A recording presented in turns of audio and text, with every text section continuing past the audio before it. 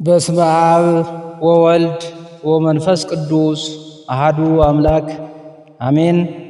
የተወደዳችሁ የልዑል እግዚአብሔር ቤተሰቦች የእናታችን የቅድስት ድንግል ማርያም የአስራት የቃል ኪዳን ልጆች የጻድቃን የሰማዕታት የደናግል የመነኮሳት የቅዱሳን መላእክት ወዳጆች በወደደንና ባፈቀረን በጌታችን በአምላካችን በመድኃኒታችን በኢየሱስ ክርስቶስ ፍጹም ሰላምታ ሰላም እላችኋለሁ። እንደምን ሰነበታችሁ? አሜን። ልዑል እግዚአብሔር ጌታችን አምላካችን መድኃኒታችን ኢየሱስ ክርስቶስ ከእናቱ ከቅድስት ድንግል ማርያም ጋር ክብርና ምስጋና ይድረሰው። እንኳን ለአባታችን ለአቡነ ገብረ መንፈስ ቅዱስ ዓመታዊ በዓል የሚታሰብበት የሚከበርበት ዕለት መጋቢት 5 ቀን በሰላም አደረሰን አደረሳችሁ።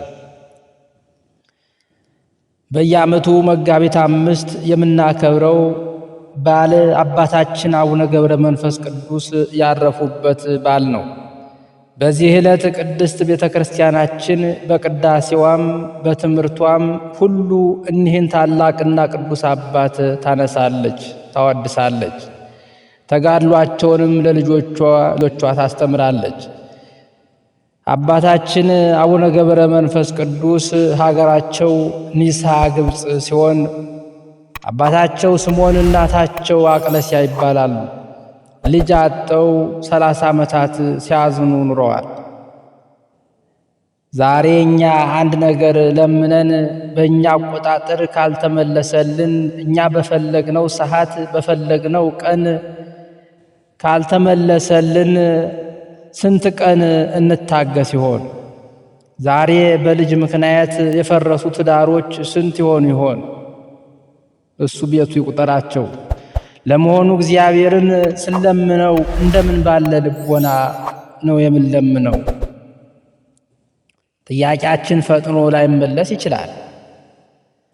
ያልተመለሰው ለምንድን ነው ብለን ግን መጠየቅ ይገባናል። ቅዱስ ዮሐንስ አፈወርቅ የምንለምነውን የማናገኘው በእምነት ስለማናምን ነው፣ በእምነት ብናምንም ፈጥነን ተስፋ ስለምንቆርጥ ነው ይለናል። ሰውን ብንለምነው እንዳስቸገርነው፣ እንደጨቀጨቅነው፣ እንደዘበዘብነው አድርጎ ሊቆጥረው ይችላል። እግዚአብሔር ግን እንዲህ አይደለም። ለምኑ ታገኙማላችሁ፣ ለምኑ ይሰጣችኋል፣ አንኳኩም ይከፈትላችኋል ይለናል። ያለ እርሱ እግዚአብሔር እንጂ ሰው አይደለምና የሚያስፈልገን ከሆነ ያለ ጥርጥር ይሰጠናል። መቼ ሊሰጠን ይችላል ብለን ካልን ዛሬ ሊሆን ይችላል፣ ነገ ሊሆን ይችላል፣ ወይም እንደ ስምዖንና እንደ አቅለስያ የዛሬ 30 ዓመት ሊሆን ይችላል የሚሰጠን። ጭራሹንም ደግሞ ላይሰጠንም ይችላል። አልሰጠንም ማለት ግን ጸሎታችን ምላሽ አላገኘም ማለት አይደለም። የለመነውን እኛ የሚጎዳን ከሆነ የምንለምነው እኛን የሚጎዳን ስለሆነ እንጂ እግዚአብሔር ሲሰጥ ስለ ፍቅሩ ሲነሳም ስለ ፍቅሩ ነውና።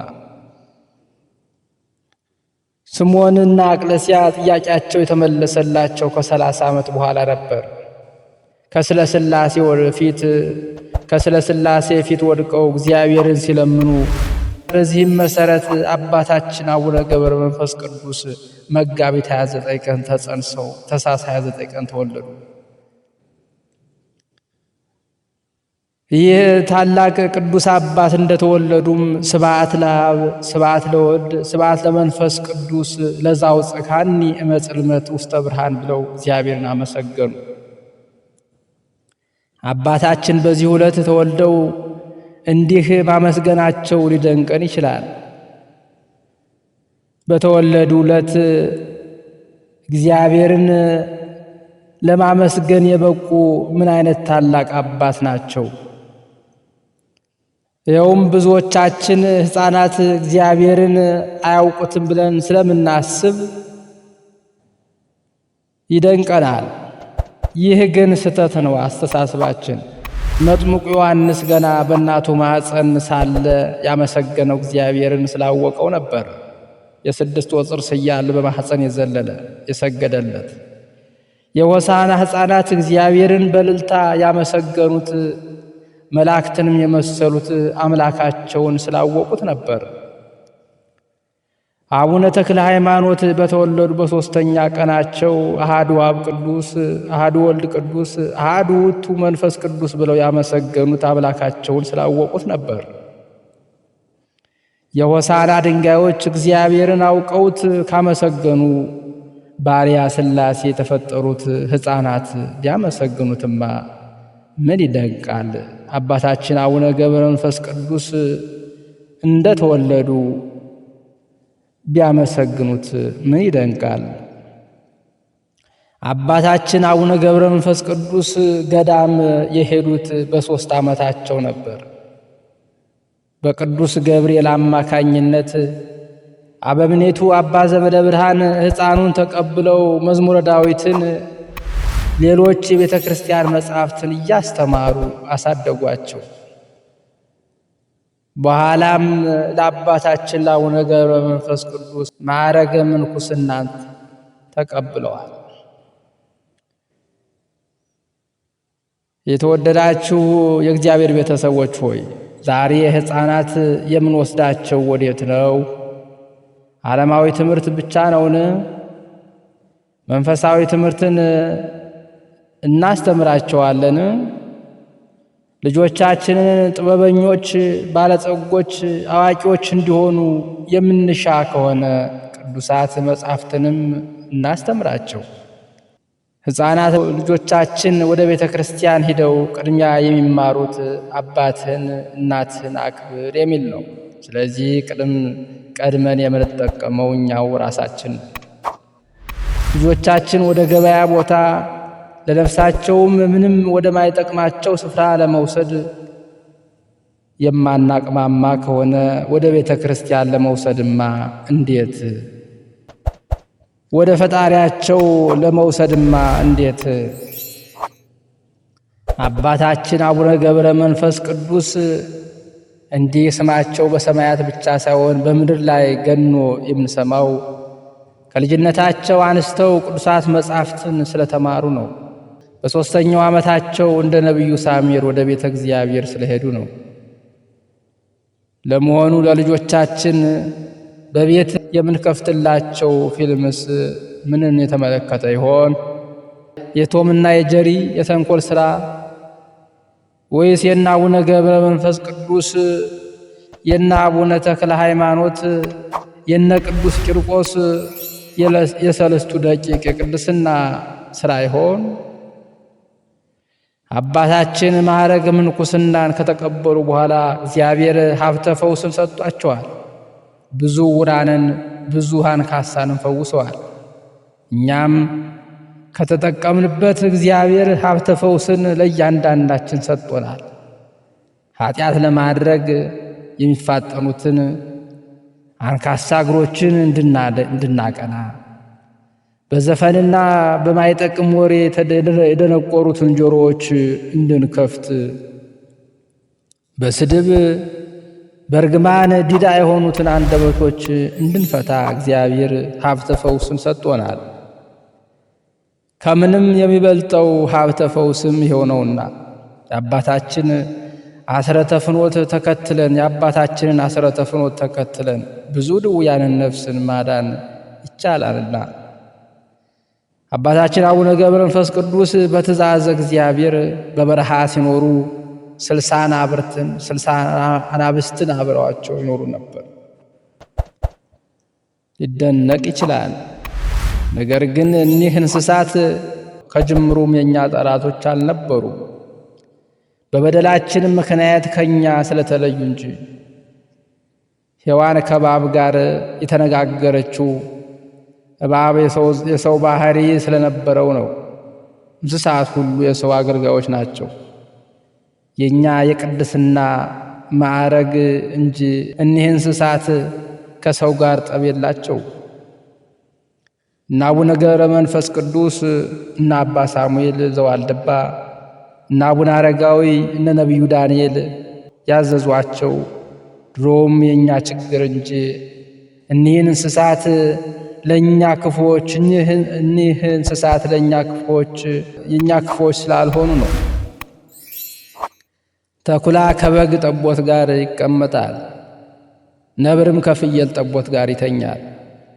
ጥጃና አንበሳ፣ ደቦል፣ ፍሪዳም በአንድነት ያርፋሉ፣ ታናሽም ልጅ ይመራቸዋል። ላምና ድብ አብረው ይሰማራሉ፣ ግልገሎቻቸውም በአንድነት ያርፋሉ። አንበሳም እንደ በሬ ገለባ ይበላል እንዳለ ትንቢተ ኢሳይያስ ምዕራፍ 11 ቁጥር 6። እኛ ግን ከበረሃ አውሬዎች ጋር ይቅርና ከሰው ጋር ተስማምተን ከራሳችን ጋር ተስማምተን መኖር አቅቶናል። እርስ በራሳችን እየተነካከስ እንገኛለን። አቡነ ገብረ መንፈስ ቅዱስ ዕድሜያቸው 300 ዓመት ሲሆን ከእግዚአብሔር ቃል ኪዳን ከተቀበሉ በኋላ ወደ ኢትዮጵያ መጡ። እንደመጡ የሄዱት ወደ ሮሃ ነበር። በዚያም ከቅዱስ ላሊበላ ጋር ተገናኝተው ስራውን ባርከውታል። በመላዋ ኢትዮጵያ ተዘዋውረው ከማስተማራቸው በላይም የዝቋላና የምድረ ከብድን ገዳማት መስርተዋል። አባታችን አቡነ ገብረ መንፈስ ቅዱስ አንድ ቀን ከምድረ ከብድ ተነስተው ወደ ዝቋላ ሲሄዱ ሥላሴን በሽማግሌዎች አምሳል በጥላት ሥር አርፈው ያገኟቸዋል። በእግዚአብሔር ዙፋን ተማጽነናል፣ አዝለህ አንዳንድ ምዕራፍ ሸኘን አሏቸው።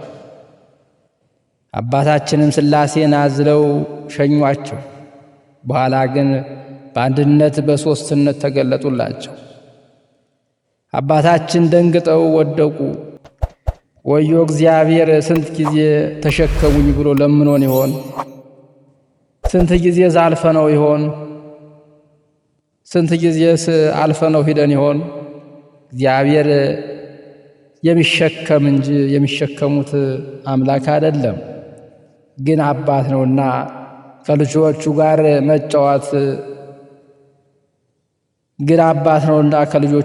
መጫወት ልጆቹን መባረክ ልጆቹ ርስቱን መንግሥቱን የሚወርሱበትን መንገድ ያዘጋጃልና። ቅዱስ ዮሐንስ አፈወርቅ ወዳጅ ሆይ እግዚአብሔር ነዳያንን የሚልክልህ መስጠትን እንድትለማመድ ነው ብሎናል።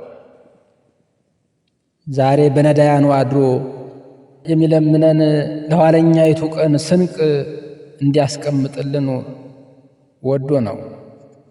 ታዲያ ንጉሥ ወደ ቤቱ መጥቶ የሚያባረር ሰው እንደምን ያለ ጎስቋላ ሰው ነው? እንግዲያውስ ነዳያን ስታይ ወደ አንተ የመጣው ንጉሠ ሰማይ ወምድር ክርስቶስ እንጂ ሰው አይደለምና አትንፈገው። በረከትን ከቤትህ አውጥተህ አትሸኘው ብሎ ያስተማራቸው ምንኛ ግሩም ነው። በሌላ ጊዜ ወደ አረብ ሀገር አባታችን አቡነ ገብረ መንፈስ ቅዱስ ሂደው ነበር። በጣዖታቱ ያደሩ አጋንንትም ፈርተው ሸሹ። ጣዖታት ተሰባበሩ። የአረቡ ንጉሥም ይህንን አይቶ አንተ ጸጉረ ልብሱ ምንድነህ? ሰው ነህን? አላቸው። እርሳቸውም አዎ ሰማይና ምድርን በፈጠረ በኢየሱስ ክርስቶስ የማምን ሰው ነኝ አሉት። ንጉሡም አይሁድ ሰቅለው በገደሉት ሰው ታምናለህን? አላቸው። አፍርበት ይመስልሃልን? አንተ ብታምንበት የዘላለም ሕይወትን ባገኘህበት ነበር ብለውታል።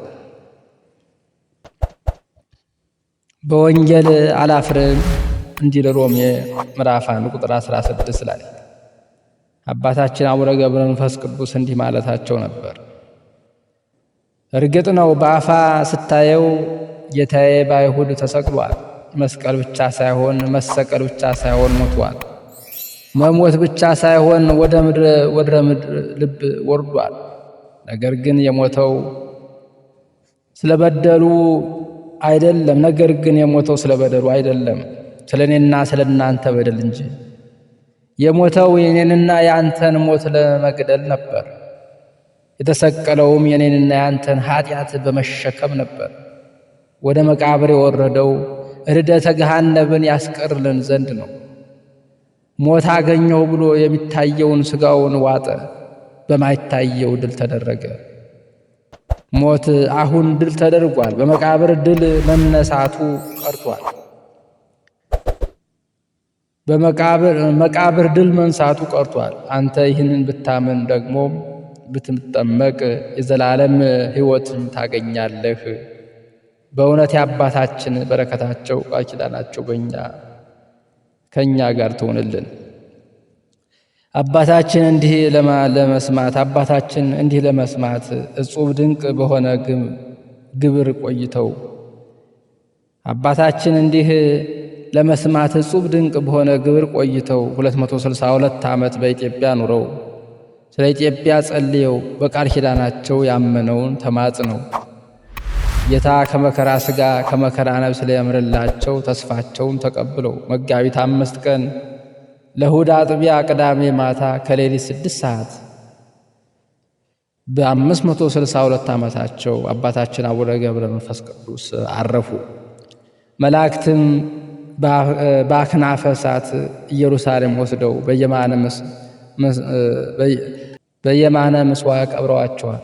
ሐዋርያው ቅዱስ ጳውሎስ እኔ ክርስቶስን እንደምመስል እናንተም እኔን ምሰሉ እንዳለን በምግባር በሃይማኖት አባቶቻችንን መስለን እንድንጸና የእግዚአብሔር ቸርነት የእመቤታችን አማላጅነት የጻድቁ የአባታችን የአቡነ ገብረ መንፈስ ቅዱስ ቃል ኪዳናቸው ረድኤታቸው በረከታቸው አይለየን። አነሳስቶ አስጀመረን አስጀምሮም ያስፈጸመን እግዚአብሔር ክብርና ምስጋና ለሱ ይሁን፣ አሜን። ይቆየን።